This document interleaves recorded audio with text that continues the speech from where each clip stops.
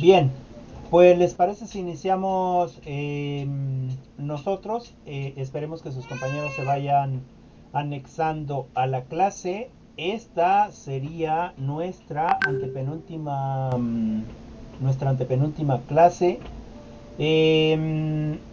Yo creo que ya el final de semana, ya con los trabajos que me envíen, ya tengo sus calificaciones, así que ya se las podré ir dando.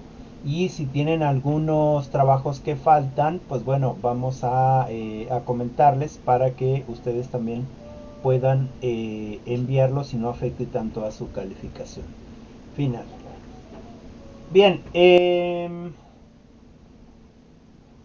empezaríamos con la clase. Hoy nos toca la sesión 12. Nos toca la sesión 12 que es precisamente enfoques interpretativos.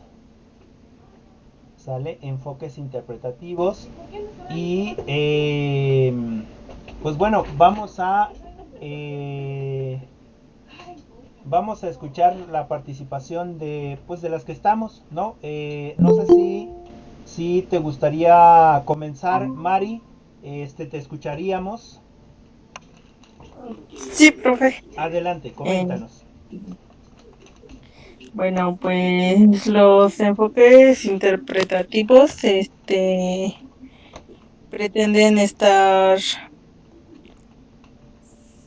dentro de la realidad Ajá. en la vida, de la sociedad. Este, También la sociología ha sido, pues, una cientificidad, según, Ujú. dentro de los enfoques interpretativos. Este, Dentro de los enfoques interpretativos, igual me parece que mencionaba los enfoques macro, Ujú. que eran los productos del proceso de socialización, donde la creatividad de la gente, pues, está ignorada y desaparece la libertad, y que son aspectos de los que la sociología se tradujo a las corrientes del interpretativo. Ok. Este, Igual mencionaba la nueva sociología, que se desarrolló como la tradición de la política. Ajá. Este, Igual, bueno, antes le decía, bueno, aquí según en el texto decía que antes le decían la vieja sociología de la educación. Entonces se llevó a cabo unos trabajos, según, de movilidad social, Ajá. donde nombraron ya la nueva sociología de la educación. Este, Igual los enfoques interpretativos pretenden, no sé, ya lo dije, este, bueno, nos mencionaba igual algo de la fenomenología, Ajá. que tiende a analizar conocimientos y las situaciones de los temas y de la vida social, Ajá. y la etmetodología, que se preocupa por descubrir procedimientos que Sí. utilizan en este mundo, el estudio del cuerpo en el sentido común y gama de procedimientos. Este, el interaccionismo Ujú. también nos menciona que es durante, bueno, que es la relación del profesor y del alumno. Ok. Y, y creo que es eso nada más. Ok, muchas gracias, Mari. Sí, comentaste varias cosas, seguramente aquí las vamos a ir aclarando, sobre todo porque, bueno, en este sentido de estos enfoques interpretativos tiene que ver más con nosotros. Es decir, no sé si recordemos a la Edad Media, por ejemplo, con, bueno, con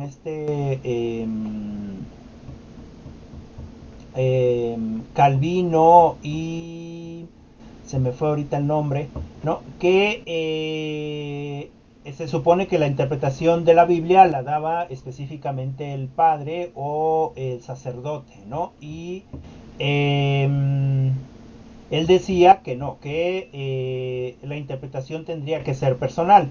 En ese sentido, también estos enfoques, ¿no? Con respecto a la sociología, se veía al ser humano como de manera macro, ¿no? Es decir, de manera general. No se veía de manera, eh, digamos, más personal, más individual, sino de manera general, como si yo dijera que todas las mujeres son iguales, ¿no? O que todos los hombres son iguales. Es decir, eh, es posible que tengamos rasgos iguales, tanto hombres como el género de mujeres, pero individualmente no somos iguales, ¿no? Tenemos diferentes pensamientos, tenemos diferentes actitudes, tenemos diferentes formas de actuar, etcétera. En ese sentido, no se nos está tomando como digamos, un conjunto en general, sino ya buscar precisamente esa individualidad, ¿no? En ese sentido, vamos a ir aclarando ciertas cosas que nos comentaste. Muchas gracias. Neidy, ¿nos quieres comentar algo de la lectura?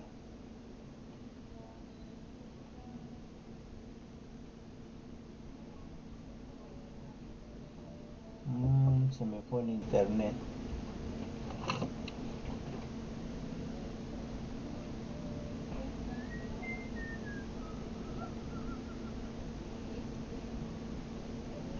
Una disculpa, se me fue el internet, pero espero que me llegue en unos segunditos para que nos sigamos con la clase.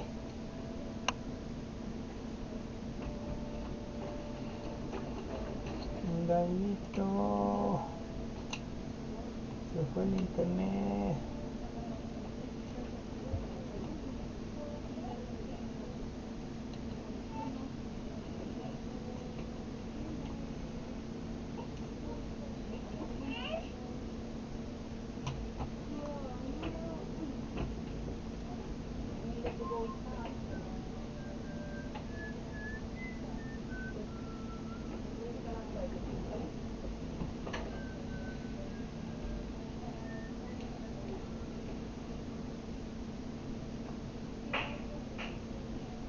Vamos, llega, llega, llega.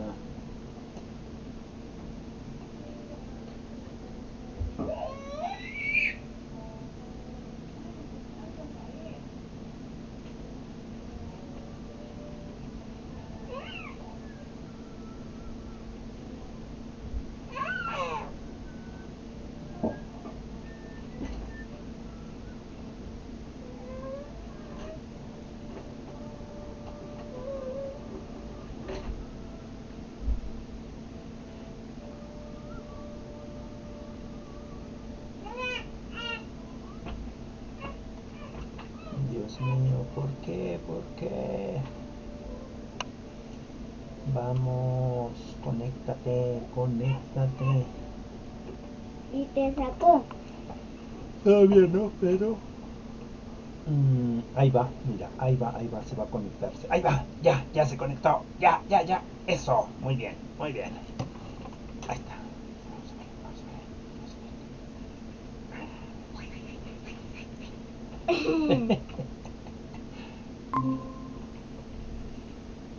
Una disculpa, señoritas, compañeros. Sí me escucho, ¿verdad? Sí, profe. Ok, muchas gracias, Mari.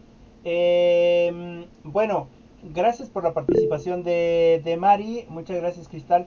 Y Neidy, no sé si nos puedas comentar sobre la lectura, es justo lo que estaba diciendo cuando se nos fue el internet, pero no sé si nos puedas comentar algo sobre la lectura de enfoques interpretativos, te escucharíamos. Sí, profe. Adelante, Neidy. Este, sobre los enfoques interpretativos decía que, pues sí, que pretendían, como ya lo dijo mi compañera Mari, Ajá. que pretendían ser más cerca de la realidad de la vida social y que también se preocupa por descubrir los procedimientos que utilizan los actores para hacer el mundo más inteligible. Ajá, Es, ok. ajá. También dice que los hechos sociales son el resultado del esfuerzo concertado en las personas en su vida cotidiana. Esto es a nivel micro, como lo había Ujú, mencionado. ujú, Ajá.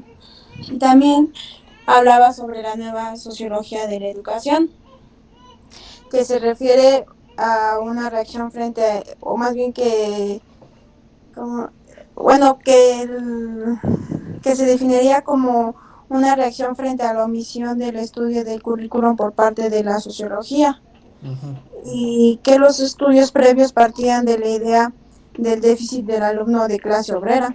ujú. De este modo, el currículum aparecía como algo ajeno a la preocupación de la sociología. Y pues nada más, profe. Ok, ok, muchas gracias, Neidy. Sí, profe. Muchas gracias. Sí, ahora tocas algunos otros puntos con respecto a pues a esto que se da por sentado con respecto a la gente que no tiene un nivel cognitivo muy alto y se daba por sentado que era porque era gente obrera, ¿no?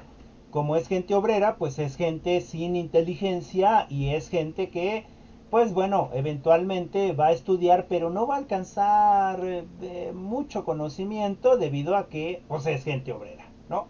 Es decir, um, como cuando decimos, ¿por qué le decimos burro al burro? ¿No? Pues porque es un burro. ¿Y qué significa? Que no entiende, ¿no? Y entonces nació burro y burro va a ser toda su vida, ¿no? Eso es lo que se pensaba con respecto a la gente obrera, ¿no?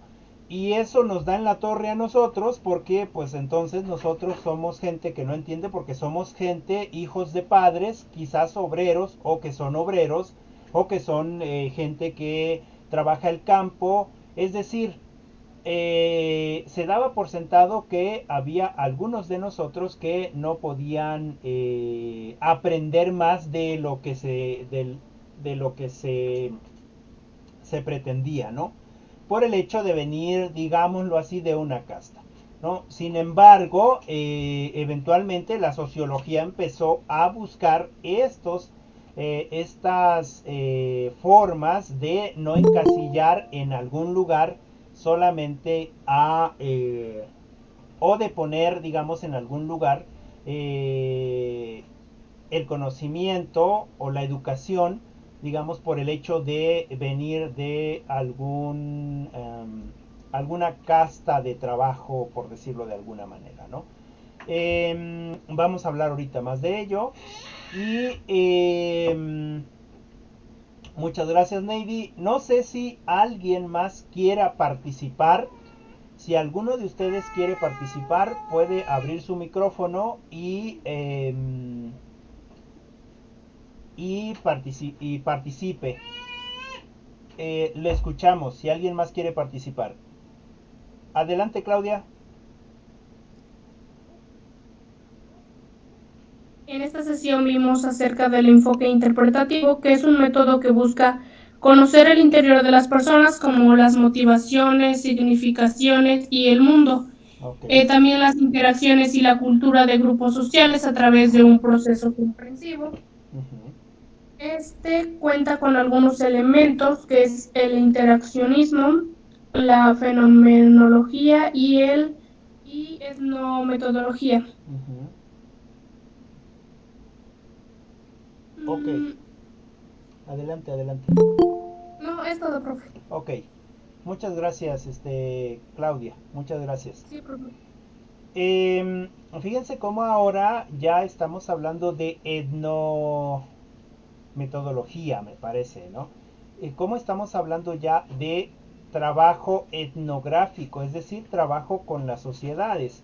Fíjense, cuando ustedes vayan a hacer su tesis, cuando ya vayan a presentar tesis, es muy probable que lo que ustedes vayan a investigar o lo que ustedes quieran dar cuenta en este trabajo escrito de tesis sea precisamente un estudio de campo que quizás no tiene la posibilidad de estar referenciado teóricamente en el sentido cuantitativo, ¿no? Sin embargo, en el sentido cualitativo, ustedes pueden tomar referencias etnográficas. Es decir, quizás las experiencias o lo que ustedes anotaron en esa investigación fue haciendo preguntas a doña María, o fue haciendo preguntas a doña Epifania, o fue haciendo preguntas a don Rigoberto, etcétera. Es decir, todo aquello que ustedes pregunten es una bibliografía y se usa gracias a este método etnográfico, ¿no? En ese sentido, la etnometodología es precisamente el estudio en micro de los espacios de los seres humanos, ¿no? Ahorita lo ampliamos un poquito más. Muchas gracias, Claudia. No sé si alguien más quisiera participar. Si alguien más quiere participar, hágalo. Está abierto el micrófono. Y si no, comenzamos con pues a desmenuzar estos enfoques interpretativos. Ok, bien. En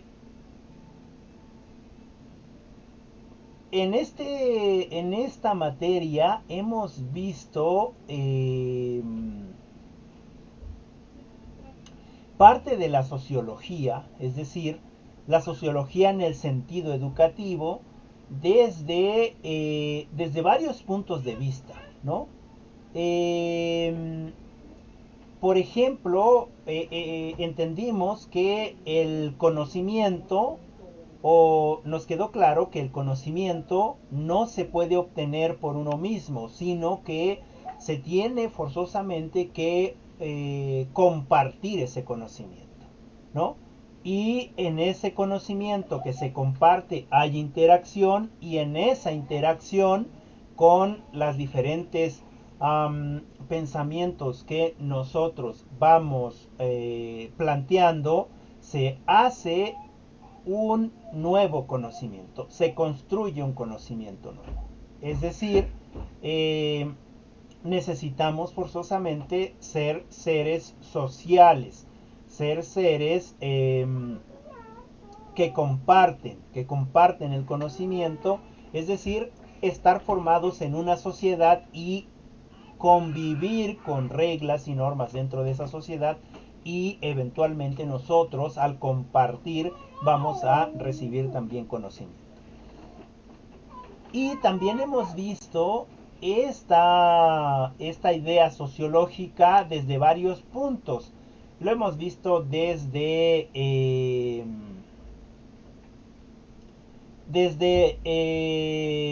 la sociedad como tal, desde el punto de vista de Durkheim, ¿no? Desde las necesidades de la sociedad,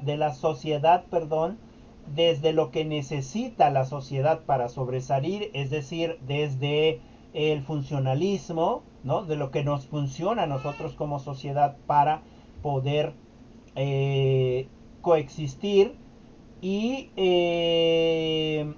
desde la economía, ¿no? O desde el sistema de clases, o desde esta ideología marxista, ¿no? Desde esta ideología del capitalismo. En ese sentido, hemos estado viendo a los seres humanos, o a la sociología, o a estos procesos sociológicos desde un punto de vista más como productos. Es decir, no como seres humanos, sino como productos, ¿no? Es decir, el ser humano necesita, para vivir, necesita de alimento, ¿no? Es una necesidad. Entonces, en ese sentido, el ser humano funciona si es que está alimentado. Funcionalismo, ¿no? Ah, bueno, pero para que el ser humano se pueda alimentar, necesita trabajar, ¿no? Es decir, necesita obtener precisamente esos medios que le permitan obtener la comida, ¿no? Es decir, la economía. Ah, bueno, pero ¿qué pasa con aquellos neandertales quizás, ¿no? Ellos no trabajaban, ¿quién les pagaba para que pudieran comer? No, pero había un trabajo, es decir, había un trabajo en conjunto, cazaban un mamut, es decir, hay un trabajo, ese trabajo es recompensado con la alimentación, ¿no? Ahora ya con este sistema de clases y el marxismo, donde el rico siempre quiere estar por arriba del proletariado y es el que piensa que el proletariado es precisamente para trabajar y eh, para seguir creando la riqueza que no le toca digamos, a la gente trabajadora, sino le toca a los ricos, ¿no? Y hay precisamente hay una división de clases, ¿no? Y la lucha de Marx con respecto a esto, ¿no? Neidi nos comenta, estamos sumergidos en el capitalismo.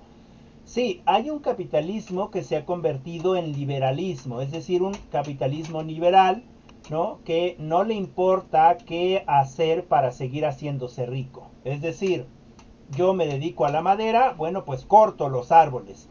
Pero ya nos estamos acabando los árboles aquí en este espacio, no importa, me voy al Amazonas, al Amazonas, perdón, o a la Amazonía y ahí hay demasiados árboles. Pero es el pulmón del mundo, no importa, yo necesito hacerme rico y todo lo demás no importa. Es decir, un capitalismo voraz o un liberalismo voraz que ahora se llama neoliberalismo, ¿no? Ejemplo claro, las mineras canadienses en nuestro país, donde no pagan impuestos, se llevan mucha riqueza y digamos, justo Navy lo menciona, es como las mineras, ¿sí? Como las mineras canadienses que vienen, se llevan lo que tenemos y no les importa devastar lo que tengan que devastar, ¿eh? Y bueno, actualmente estamos en un pleito México con Estados Unidos, con Canadá precisamente por esto de las mineras, ¿no?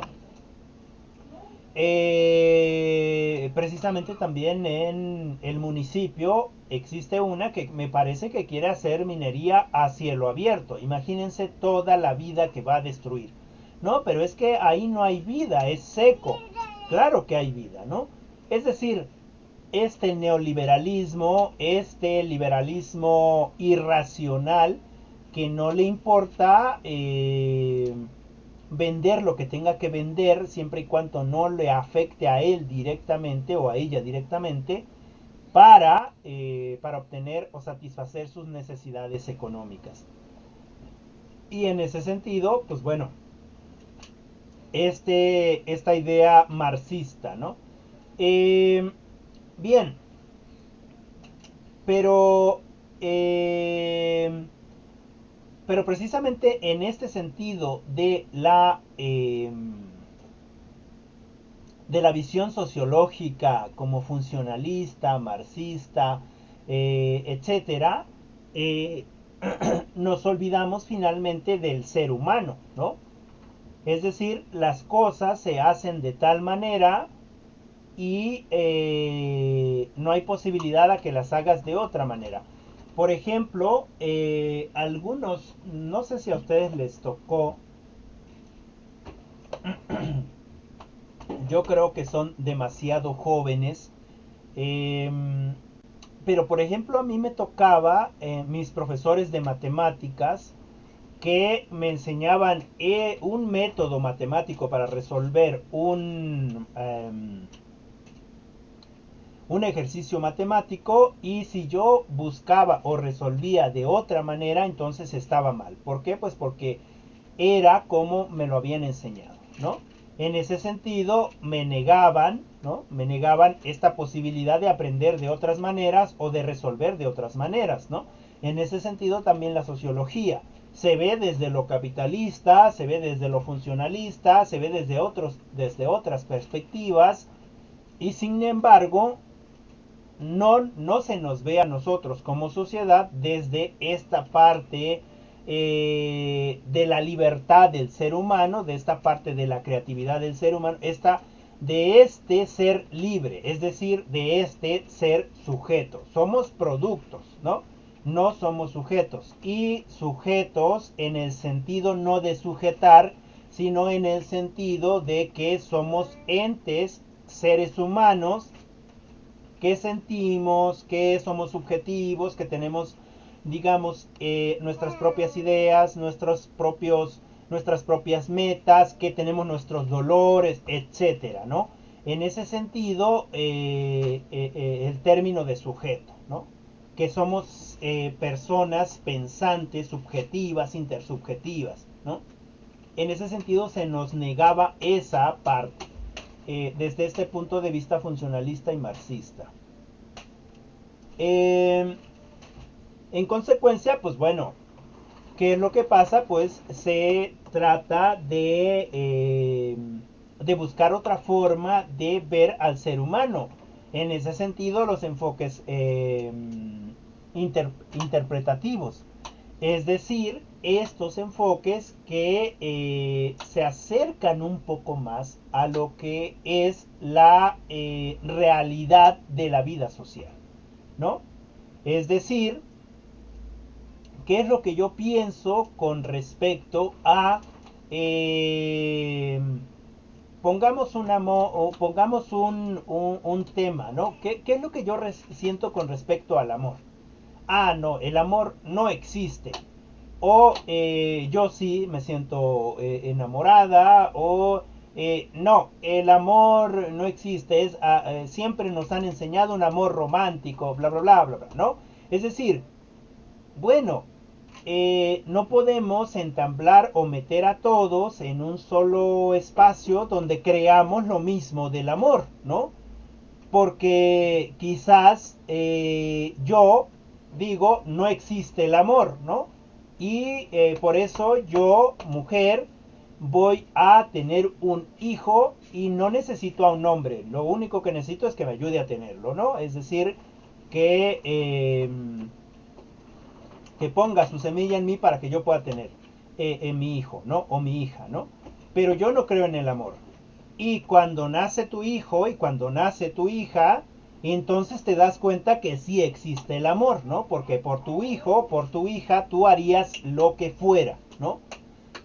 Y en ese sentido, nuestro pensamiento va cambiando. Es decir, por eso se llaman enfoques interpretativos. No podemos decir que algo es tal cual. ¿Por qué? Pues porque todos tenemos diferentes interpretaciones de lo que nos está pasando en la vida. Es decir, de acuerdo a nuestros contextos y de acuerdo a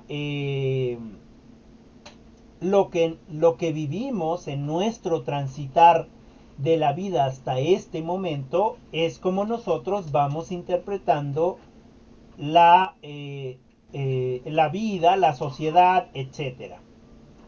Y de aquí en adelante, es decir, desde hoy hacia el futuro, cuando tengamos 25, 27, 30, 40, seguramente no vamos a ver la vida como la estamos viendo hoy, ¿no? O no vamos a ver la sociedad, o no vamos a ver la educación como la estamos viendo hoy.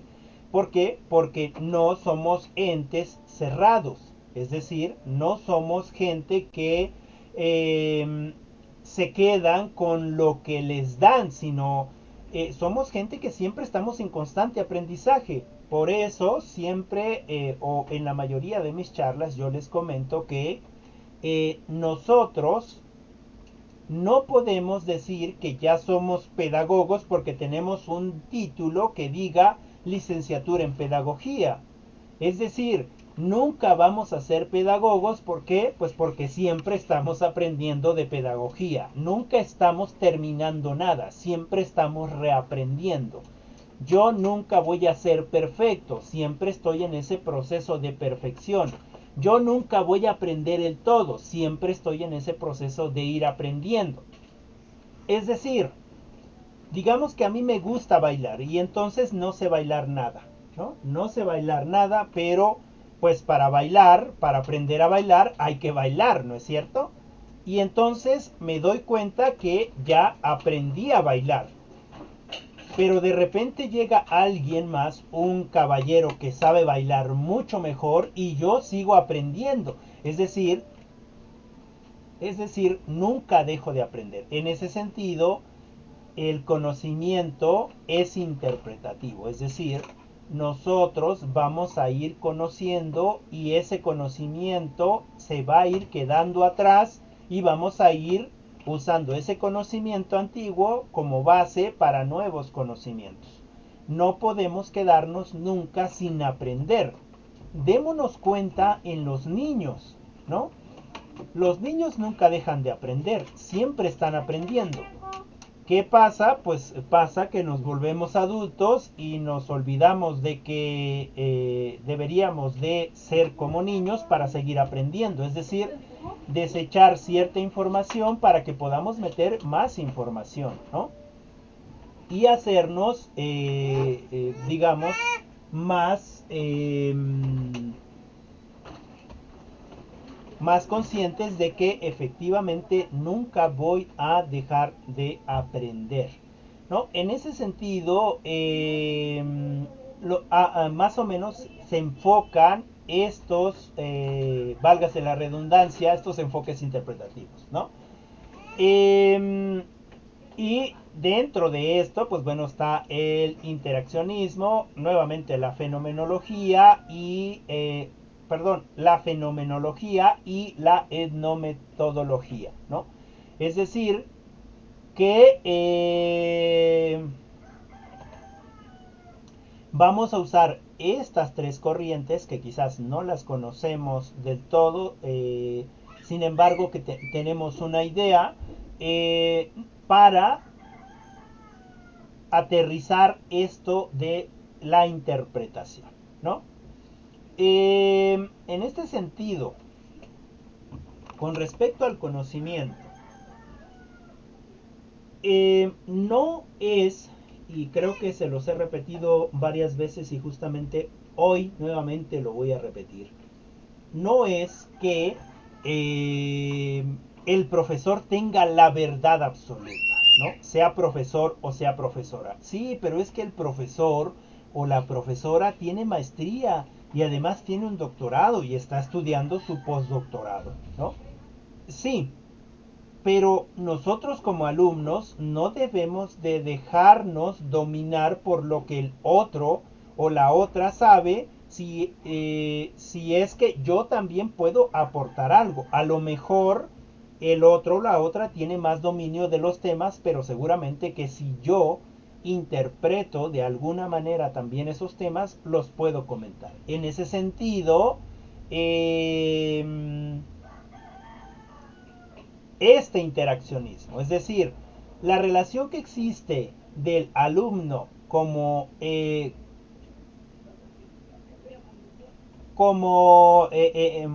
este sentido educativo, no debe de ser una relación pasiva, ¿no?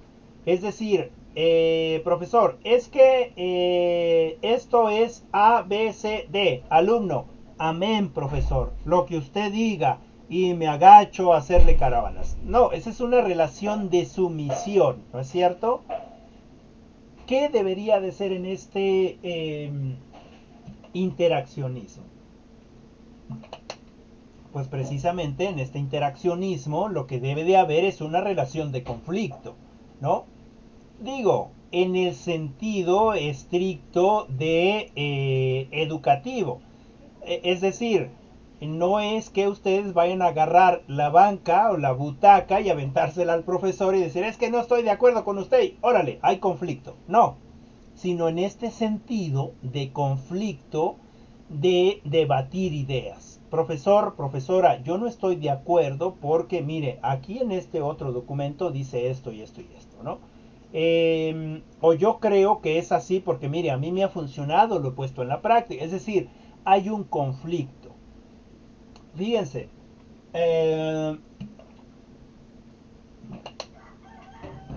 las guerras nunca han sido buenas, ¿no es cierto? Las guerras siempre han sido catastróficas, un dolor inmenso a toda la población, infinidad de muertes, etcétera. Sin embargo, en estos conflictos, ¿no? Se ha aprendido algo. Por desgracia, a un precio demasiado alto, ¿no? Pues hagamos esta analogía. El conflicto que debe de haber precisamente entre profesor-alumno en esta interacción que hacen ellos dos, o entre alumno-profesor, no es de sumisión, es de conflicto, es decir, es de debate, es decir, es de poner sobre la mesa mis pensamientos. En otras palabras, ¿no? Desde otros autores, es yo tomar el mando de mi narración, es decir, narrarme. Yo me narro, es decir, yo me cuento, yo comparto lo que yo creo que es. Que es muy posible que en esta relación de conflicto lleguemos precisamente a una convergencia, pero al principio hay una divergencia, ¿no es cierto? Mis pensamientos no son los mismos que los de ustedes y viceversa. Bueno, pero con esta interrelación de pensamientos seguramente vamos a aprender mucho más. De esa manera se hace el conocimiento. Desde otras perspectivas o desde otros autores se le llama socialización del conocimiento. Que, bueno, son muchas perspectivas, muchas,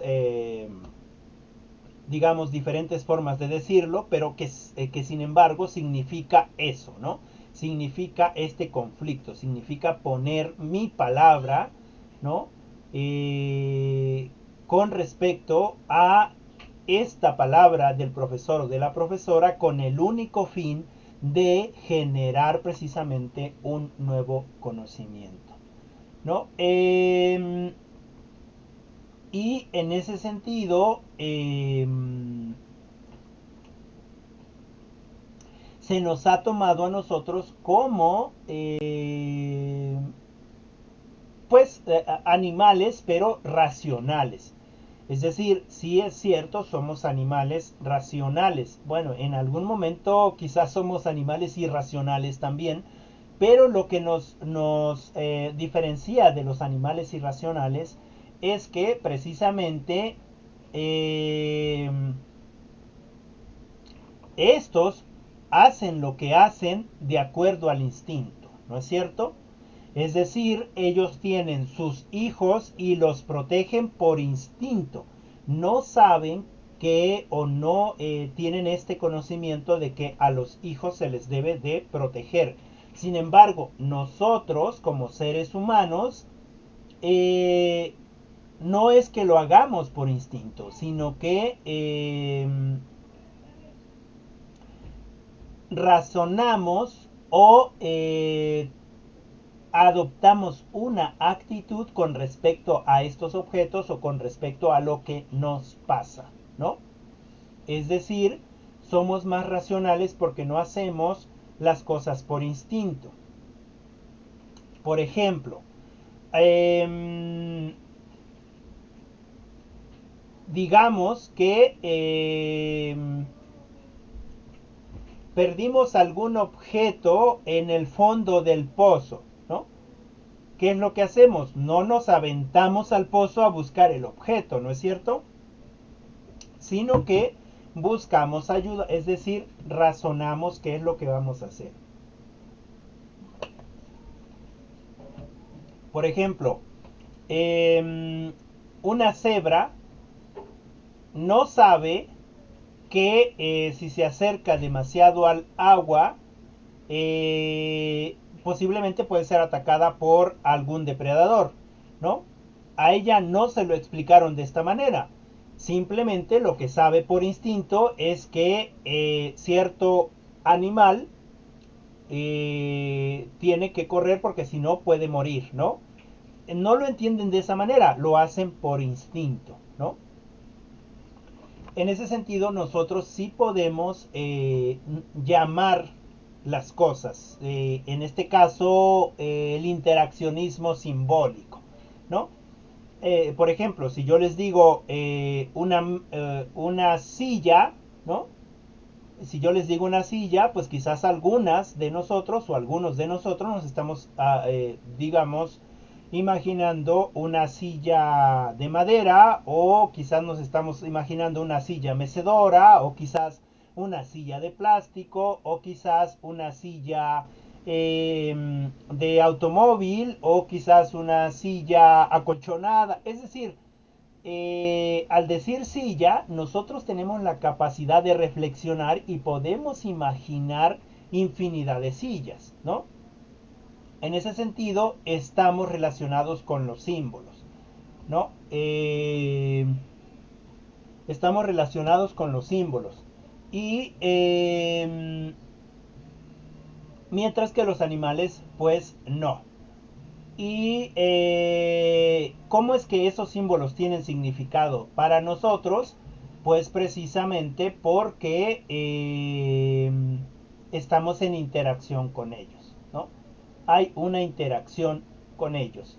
Por ejemplo, cuando vemos a dos niños pequeños jugando en la bicicleta o jugando patineta, los dos niños no tienen idea de que son de diferente género, ¿no? Es decir, para ellos son niños, no hay ningún problema, ¿no? En ese sentido también el significado. ¿Cuándo se nos pone precisamente estos símbolos? Bueno, cuando vamos creciendo. No te juntes con los niños porque los niños no sé qué. No te juntes con las niñas porque las niñas... Es más, las niñas no las invites a jugar fútbol porque son más débiles, etcétera, etcétera. Es decir, ahí es donde se nos empieza a poner esos simbolismos. Y bueno, es precisamente con esa interacción social. Con respecto a la conducta de cada uno de nosotros o de cada una de nosotras está dada precisamente por esta interpretación reflexiva que viene dada o que está derivada de la cultura o del contexto en donde nos encontremos. Es decir, nosotros actuamos de tal o cual manera gracias a estos estímulos, tanto internos como externos, que se encuentran presentes en ese contexto, ¿no? Es decir, ¿por qué nosotros las niñas somos más inteligentes en este periodo de la secundaria, la prepa, etcétera, ¿no? ¿Por qué somos más inteligentes? Porque los niños sí les gusta andar echando relajo, etcétera, y nosotros mujeres somos más dedicadas, ¿no?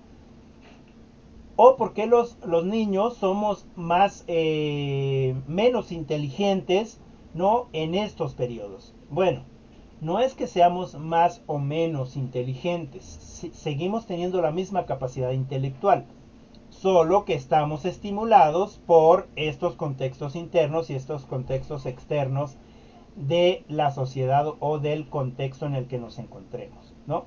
En ese sentido, nuestra conducta es la que va cambiando o se va modificando con el paso del tiempo. En ese sentido, no podemos ver este cambio de la conducta de manera lineal, ¿no? Es decir, o de manera general, ¿no? Es decir, todos los que estamos aquí no podemos tener la misma conducta, ¿no es cierto? Sino que tenemos conductas diferentes.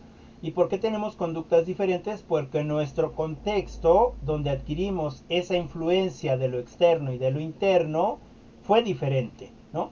En ese sentido, la realidad de cada uno de nosotros o de cada una de nosotras no es la misma, es decir, no hay una realidad fija, ¿no? No es un dato fijo, ¿no? Es cambiante, es decir, esta realidad que tenemos en general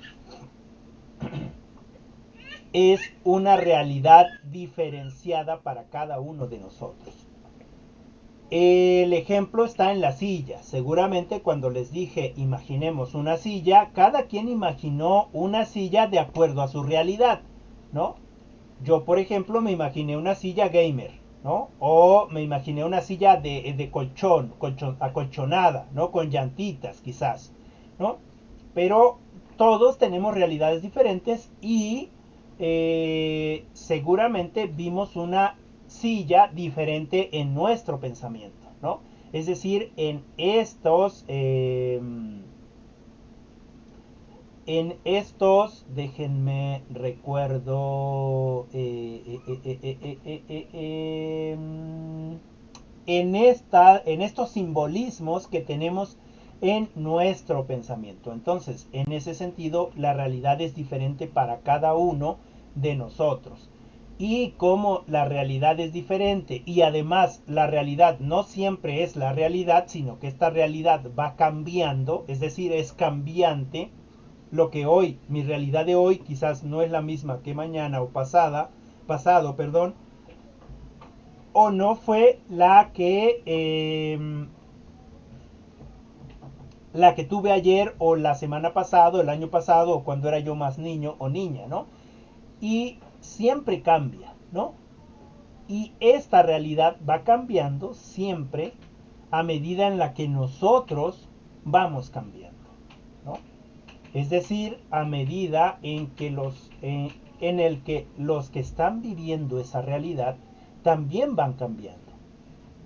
Cuando tienen nuevos roles, cuando tienen nuevos significados, cuando tienen formas diferentes de significar las cosas.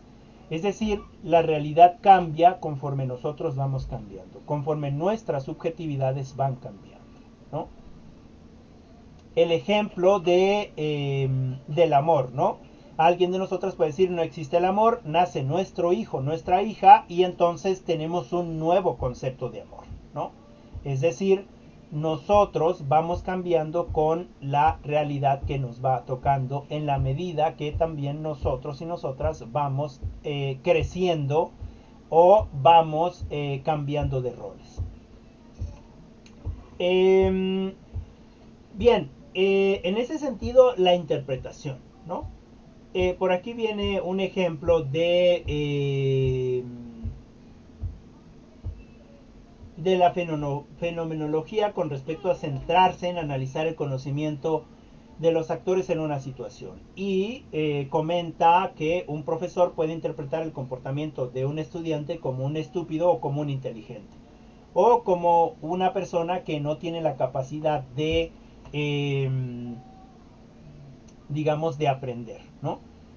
Y en ese sentido nosotros debemos de trabajar también esta realidad, que la realidad es intersubjetiva, es decir, no podemos decir que un alumno o una alumna no tiene la capacidad de aprender porque no participa, ¿no? Es decir, no podemos encasillar a todos como ovejitas, como dice Noam Chomsky, llevadas al matadero, ¿no? Es decir, no estamos en un espacio todos juntos, en un espacio cognitivo todos juntos, es decir, todos tenemos diferentes formas de ver la vida, ¿no? Y de compartir la vida con otros, y de compartir el conocimiento con otros. En ese sentido, la realidad es intersubjetiva, es decir, es intersubjetiva en el sentido de que yo tengo mi subjetividad y el otro o la otra tiene su subjetividad, y en el momento de socializar, en el momento de compartir, se hace una intersubjetividad.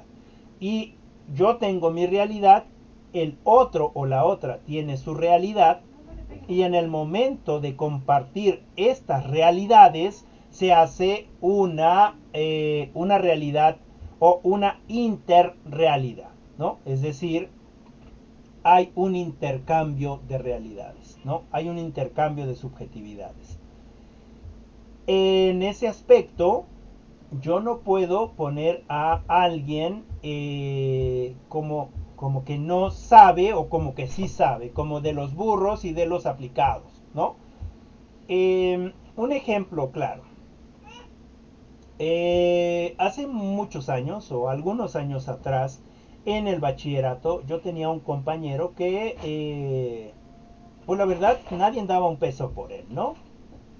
Era muy introvertido, pues sí hablaba y todo, pero era muy metido en sus pensamientos, ¿no? Y nos tocaba precisamente, ya se me fue el internet. Dios mío, ya quiero acabar. Pero se nos fue el internet. Denme un segundito, les voy a enviar.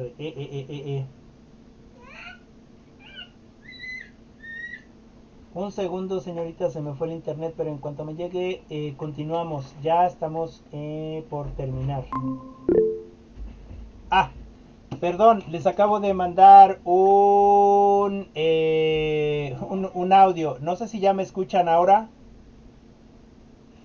Yo sí, profe. Ok, ya. Sí, es que se me fue el internet por unos segundos. Entonces, les estaba yo comentando de este compañero en el bachillerato que pues no dabas un pesito por él, ni medio, yo creo, ni 10 centavos, porque era muy introvertido. Todo siempre estaba así como muchos de nosotros, ¿no? Somos como que muy asonzados, como que muy lentos, como... Es decir, muy dentro de nosotros. Y entonces nos tocaba precisamente la clase de cálculo, ¿no? Y el profesor no era que, pues era un profesor de matemáticas, o sea, no para dar clases, era un profesor que no había estudiado para profesor, entonces llegaba y ponía su cuenta, ¿no? Ponía su ejercicio y según él nos explicaba, pero en realidad no nos decía nada, y empezaba a hacer su trabajo ahí, y lo terminaba todo el pizarrón lleno de garabatos que ninguno de nosotros entendía, ¿no?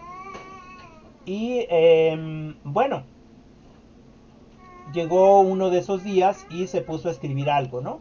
Pero este compañero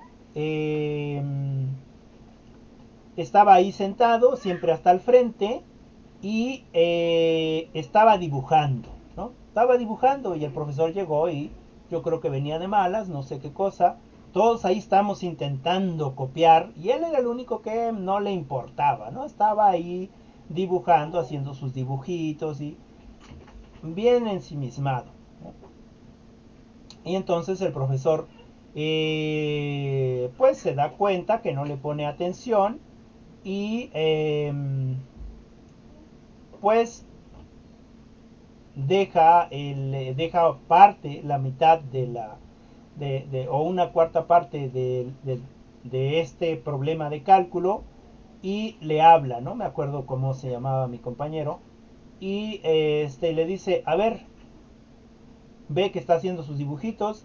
El compañero lo voltea así como no sabiendo qué pasa, como adormilado, y le dice, a ver tú, acaba de resolver el ejercicio, ¿no?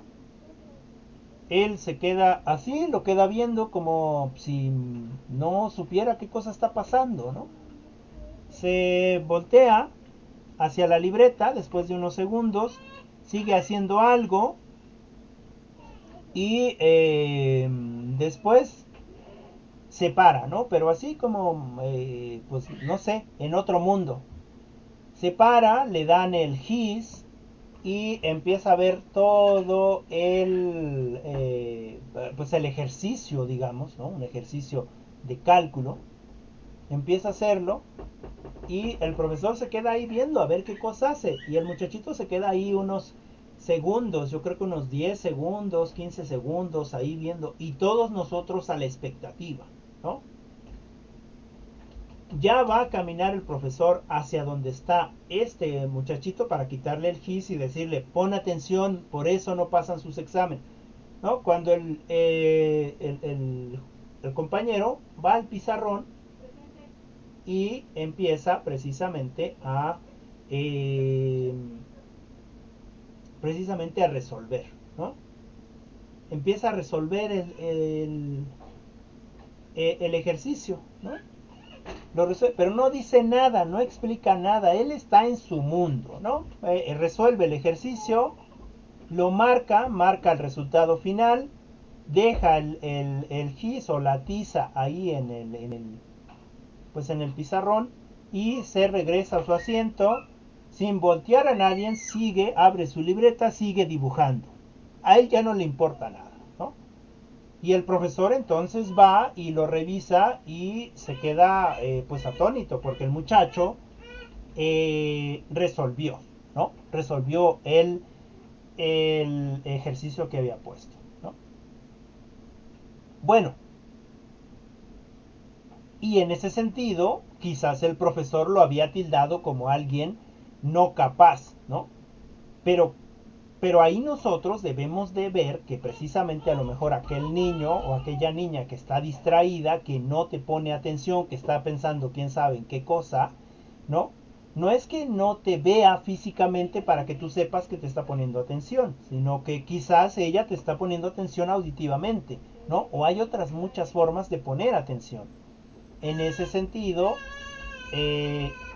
esta parte de estas interpretaciones que nosotros hacemos con respecto a los alumnos, ¿no? Y que nuestra realidad precisamente es intersubjetiva, ¿no?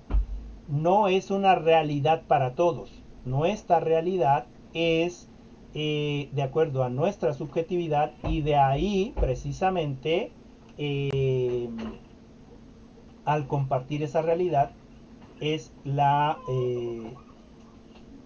realidad compartida que se hace en esta intersubjetividad, desde nuestras subjetividades. Bien, para terminar, ¿sale? Para ir finalizando con esta clase. ¿Qué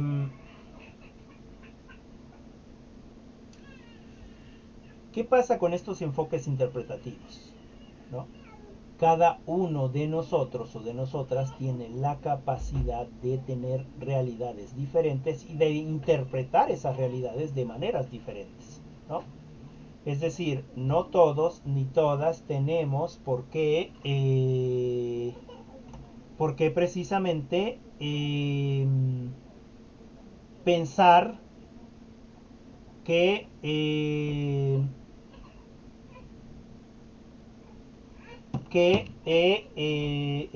precisamente todos debemos de visualizar el mundo de la misma manera, ¿no? Por ejemplo, imaginemos que nosotros estamos dando una clase de preescolar, ¿no?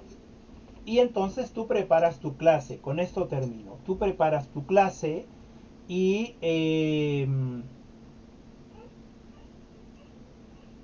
vas a hablar de las frutas, específicamente de las manzanas, de un plátano, de etcétera, ¿no? Y entonces tú preparas tu cartelito para ver, quizás para definir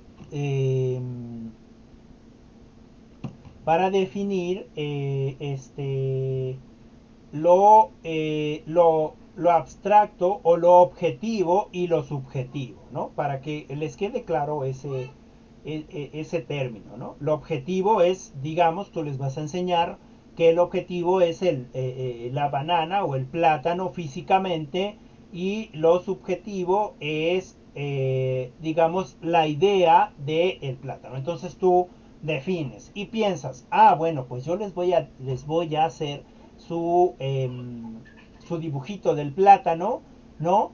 Y entonces voy a ver estos dos términos, se los voy a presentar ahí y les voy a decir, oigan, ¿qué es esto?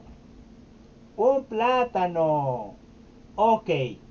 Y yo tengo que ver precisamente que ese plátano en realidad no es un plátano, es la figura de un plátano, es el dibujo de un plátano y que precisamente no se lo pueden comer. Y para que yo llegue a eso, les voy a decir, bueno, ok, es un plátano, entonces cómanselo. Y ellos me van a decir, no, eso no se puede hacer, porque ese plátano está pintado, ¿no? Y entonces ya está, ¿no? Ya está, ¿no?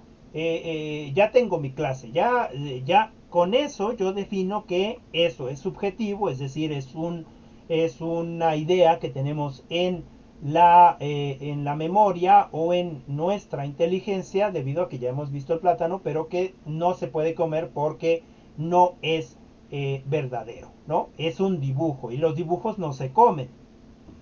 Ok, entonces yo llego a mi clase y buenos días niños, buenos días profesor. Y bueno, toda una algarabía. Ok, hoy vamos a aprender niños qué es, digamos, lo objetivo con lo subjetivo, ¿sale? Vamos a ver la relación que tenemos y les doy toda una explicación. Y para eso, miren, traje esto. ¿Qué cosa es? Y todos los niños, un plátano. Y yo pienso, voy bien, ¿no? Ok, muy bien, niños. Entonces, voy con la segunda fase, fíjense. Entonces, ahora, cómanselo. Y todo, yo pienso que me va a decir, no, profesor, eso no se puede comer porque es un dibujo, ¿no? Yo lo hice, digamos, razoné esto. Y entonces le digo a los niños, ah, muy bien, es un plátano. Entonces, cómanselo. Y todos los niños, am, nam, nam, nam, nam, nam. ¿Qué pasó ahí? Su realidad es diferente que la mía, ¿no es cierto? ¿Por qué? Porque yo no me metí en la realidad de los niños. Ellos no les interesa si es un dibujo o no es un dibujo. Y ellos están haciendo subjetivamente lo que hacen siempre con esta fruta, ¿no? O con cualquier otra fruta, ¿no? Y así cualquier otro tipo de ejemplo podríamos hablar, ¿no? Bueno, ya no me funcionó y digo, bueno, es que el plátano es bueno, etc. Y un niño sale por allá, sí, porque mi abuelito dice que comer plátano no sé qué. Y mi tema era el plátano, ¿no es cierto? Pero ese tema se fue a otros lados, se fue al abuelito, que el pariente, que el hermano mayor, que etc. Es decir, ahora el tema no es el plátano, ahora el tema es la familia, ¿no? Es decir, la realidad subjetiva y objetiva con respecto a mi realidad no va a ser la misma que la realidad de los otros, ¿no? Entonces, en ese sentido de compartir la realidad, es cuando nosotros podemos entender lo que el otro, o al menos tratar de comprender lo que el otro o la otra le está pasando, ¿no? Y al final de cuentas nosotros somos los que aprendemos más como profesores, ¿no es cierto? Y en ese sentido dar una interpretación de lo que estamos haciendo. Y bueno, aquí cerraría. No sé si tengan alguna duda, algún comentario, algo final que quieran pues compartir, les escucho.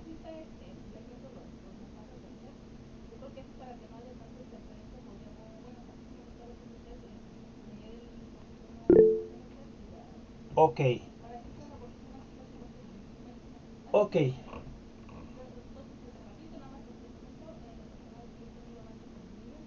muy bien, muy bien. Bueno, bueno, entonces daríamos por terminada la sesión. Espero que nos hayamos llevado algo con respecto a esta sesión. Eh, lo importante es precisamente obtener los mayores conocimientos que podamos obtener, ¿no? Quizás a nosotros estas lecturas son nuevas y nos cuesta trabajo interpretarlas, pero se van a dar cuenta que eventualmente, conforme vayamos avanzando en estos textos, eventualmente van a decir, tal vez cuando vayan en octavo o en séptimo o en sexto, quizás ustedes leen ya más, van a decir, ay, ese profesor siempre dice lo mismo, ¿no? Y no es que diga lo mismo, lo que pasa es que su capacidad de interpretación va a ser mucho mejor, ¿no? Y eso es lo que me interesa mucho, que ustedes puedan comprender los textos de la mejor manera posible, ¿no? Bien, pues les dejo aquí y solamente para la siguiente clase, les pediría a todas y a todos que realicen un audio conclusión, ¿sale? Un audio conclusión con respecto a todos los temas que vimos en sociología, desde dónde venimos, cómo iniciamos con sociología y hasta dónde llegamos. Déjenme comentarles también que la sociología es extensa, por eso es una ciencia, ¿no? Y esto que vimos solamente fueron pedazos cortos de intentos de entender realmente lo que hace la sociología. Si en algún momento ustedes quisieran aprender más de sociología o tuvieran alguna duda con respecto a la sociología, aunque no sea educativa, la compañera en la dirección, ella es socióloga, ¿no? Y también ve el mundo desde el punto de vista sociológico. Entonces, pues ahí está el comercial, ¿no? Nada más repito, el trabajo sería un audio conclusión de todo lo que vimos, qué cosa fue lo que les dejó, y sería precisamente pues para esta semana, ¿no? Y bueno, eso sería todo de mi parte. No sé si tengan alguna pregunta o algo que comentar, y si no, ya sería todo de mi parte. Que pasen bonita tarde y nos veríamos mañana.